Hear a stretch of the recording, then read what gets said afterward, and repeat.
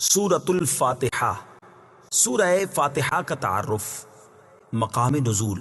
اکثر علماء کے نزدیک سورہ فاتحہ مکہ مکرمہ میں نازل ہوئی ہے۔ امام مجاہد رحمۃ اللہ تعالی علیہ فرماتے ہیں سورہ فاتحہ مدینہ منورہ میں نازل ہوئی ہے، اور ایک قول یہ ہے کہ سورہ فاتحہ 2 مرتبہ نازل ہوئی، ایک مرتبہ مکہ مکرمہ میں اور دوسری مرتبہ مدینہ منورہ میں نازل ہوئی ہے۔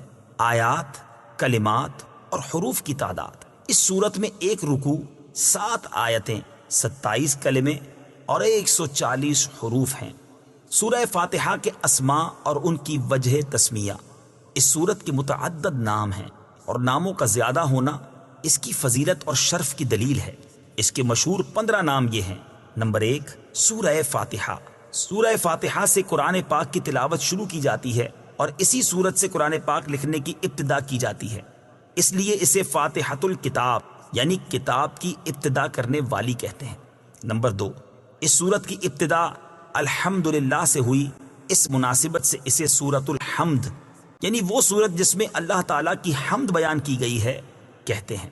نمبر 3 اور 4، سورہ فاتحہ قرآن پاک کی اصل ہے، اس بنا پر اسے ام القرآن اور ام الکتاب کہتے ہیں۔ نمبر 5، یہ سورت نماز کی ہر رکعت میں پڑھی جاتی ہے، یا یہ سورت 2 مرتبہ نازل ہوئی ہے، اس وجہ سے اسے السبع المثانی یعنی بار بار پڑھی جانے والی یا ایک سے زائد مرتبہ نازل ہونے والی 7 آیتیں کہا جاتا ہے۔ نمبر 6، 7 اور 8، دین کے بنیادی امور کا جامع ہونے کی وجہ سے سورہ فاتحہ کو سورۃ الکنز، سورۃ الوافیہ اور سورۃ الکافیہ کہتے ہیں۔ نمبر 9 اور 10، شفا کا باعث ہونے کی وجہ سے اسے سورۃ الشفا اور سورۃ الشافیہ کہتے ہیں۔ نمبر 11، 12، 13، 14 اور 15، دعا پر مشتمل ہونے کی وجہ سے اسے سورۃ الدعاء، سورۃ تعلیم المسئلہ، سورۃ السوال، سورۃ المناجات اور سورۃ التفویض بھی کہا جاتا ہے۔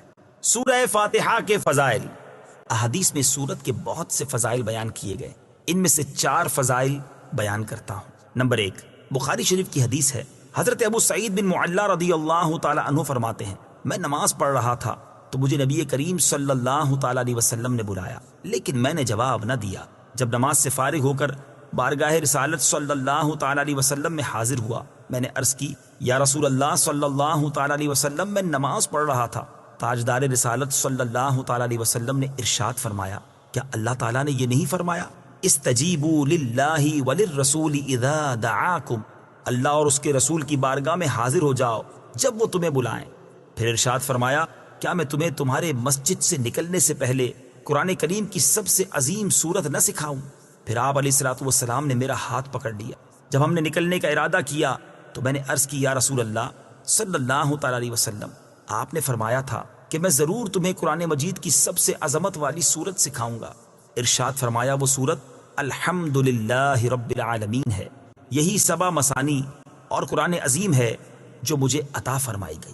نمبر 2، مسلم شریف کی حدیث ہے، حضرت عبداللہ ابن عباس رضی اللہ تعالی عنہما فرماتے ہیں، ایک فرشتہ آسمان سے نازل ہوا اور اس نے سید المرسلین صلی اللہ تعالی علیہ وسلم کی بارگاہ میں سلام پیش کر کے عرض کی، یا رسول اللہ صلی اللہ تعالی علیہ وسلم، آپ کو ان 2 نوروں کی بشارت ہو جو آپ کے علاوہ اور کسی نبی کو عطا نہیں کیے گئے، اور وہ 2 نور یہ ہیں، نمبر 1 سورہ فاتحہ، نمبر 2 سورہ بقرہ کی آخری آیتیں۔ نمبر 3، حضرت ابی بن کعب رضی اللہ تعالی عنہ سے روایت ہے، حضور پر نور صلی اللہ تعالی علیہ وسلم نے ارشاد فرمایا، اللہ تعالیٰ نے تورات اور انجیل میں ام القرآن کی مثل کوئی سورت نازل نہیں فرمائی۔ نمبر 4، حضرت عبد الملک بن عمیر رضی اللہ تعالی عنہ سے روایت ہے، نبی کریم صلی اللہ تعالی علیہ وسلم نے ارشاد فرمایا، سورہ فاتحہ ہر مرض کے لیے شفا ہے۔ سورہ فاتحہ کے مضامین، اس سورت میں یہ مضامین بیان کیے گئے ہیں۔ نمبر 1، اس سورت میں اللہ تعالیٰ کی حمد و ثنا کا بیان ہے۔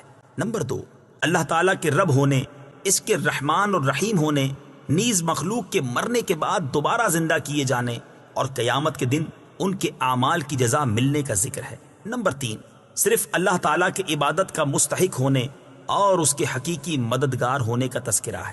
نمبر 4، دعا کے آداب کا بیان اور اللہ تعالیٰ سے دین حق اور صراط مستقیم کی طرف ہدایت ملنے نیک لوگوں کے حال سے موافقت اور گمراہوں سے اجتناب کی دعا مانگنے کی تعلیم ہے۔ یہ چند وہ چیزیں بیان کی گئی ہیں جن کا سورہ فاتحہ میں تفصیلی ذکر ہے، البتہ اجمالی طور پر اس صورت میں بے شمار چیزوں کا بیان ہے۔ امیر المومنین حضرت علی المرتضیٰ کرم اللہ تعالی وجہہ الکریم فرماتے ہیں، اگر میں چاہوں تو سورہ فاتحہ کی تفسیر سے 70 اونٹ بھروا دوں۔ اعلیٰ حضرت امام احمد رضا خان علیہ رحمت الرحمن حضرت علی المرتضیٰ کرم اللہ تعالی وجہ الکریم کا یہ قول نقل کرنے کے بعد فرماتے ہیں، ایک اونٹ کئے یعنی کتنے ہی من کا بوجھ اٹھاتا ہے، اور ہر من میں کئے یعنی کتنے ہزار اجزاء ہوتے ہیں، ان کا حساب لگایا جائے تو یہ حساب سے تقریباً 25 لاکھ جز بنتے ہیں۔ یہ فقط سورہ فاتحہ کی تفسیر ہے۔ سورہ فاتحہ سے متعلق شرعی مسائل۔ نمبر 1، نماز میں سورہ فاتحہ پڑھنا واجب ہے۔ امام اور تنہا نماز پڑھنے والا اپنی زبان سے سورہ فاتحہ پڑھے گا، جبکہ مقتدی امام کے پیچھے خاموش رہے گا، اور جہری نماز میں اس کی قراءت بھی سنے گا، اور اس کا یہی عمل پڑھنے کے حکم میں ہے۔ اللہ تعالیٰ نے قرآن پاک میں تلاوت کے وقت مقتدی کو خاموش رہنے اور قراءت سننے کا حکم دیتے ہوئے ارشاد فرمایا، وَإِذَا قُرِئَ الْقُرْآنُ فَاسْتَمِعُوا لَهُ وَأَنصِتُوا لَعَلَّكُمْ تُرْحَمُونَ۔ ترجمہ، اور جب قرآن پڑھا جائے تو اسے غور سے سنو اور خاموش رہو تاکہ تم پر رحم کیا جائے۔ اور حضرت ابو موسیٰ اشعری رضی اللہ تعالی عنہ سے روایت ہے، حضور اقدس صلی اللہ تعالی علیہ وسلم نے ارشاد فرمایا، جب امام قراءت کرے تو تم خاموش رہو۔ ابن ماجہ کی ایک اور حدیث ہے، حضرت جابر بن عبداللہ رضی اللہ تعالی عنہ سے روایت ہے، نبی کریم صلی اللہ تعالی علیہ وسلم نے ارشاد فرمایا، جس شخص کا کوئی امام ہو تو امام کا پڑھنا ہی مقتدی کا پڑھنا ہے۔ ان کے علاوہ اور بہت سی احادیث میں امام کے پیچھے مقتدی کے خاموش رہنے کے بارے میں بیان کیا گیا ہے۔ امام اعظم کا مناظرہ۔ امام فخر الدین رازی رحمۃ اللہ تعالی علیہ فرماتے ہیں، مدینہ منورہ کے چند علماء امام ابو حنیفہ رضی اللہ تعالیٰ عنہ کے پاس اس غرض سے آئے کہ وہ امام کے پیچھے مقتدی کی قراءت کرنے کے معاملے میں ان سے مناظرہ کریں۔ امام ابو حنیفہ رضی اللہ تعالیٰ عنہ نے ان سے فرمایا، سب سے مناظرہ کرنا میرے لیے ممکن نہیں، آپ ایسا کریں کہ مناظرے کا معاملہ اس کے سپرد کر دیں جو آپ سب سے زیادہ علم والا ہے، تاکہ میں اس کے ساتھ مناظرہ کروں۔ انہوں نے ایک عالم کی طرف اشارہ کیا تو امام ابو حنیفہ رضی اللہ تعالیٰ عنہ نے فرمایا، کیا یہ تم سب سے زیادہ علم والا ہے؟ انہوں نے جواب دیا، ہاں۔ امام ابو حنیفہ رضی اللہ تعالیٰ عنہ نے فرمایا، کیا میرا اس کے ساتھ مناظرہ کرنا تم سب کے ساتھ مناظرہ کرنے کی طرح ہے؟ انہوں نے کہا، ہاں۔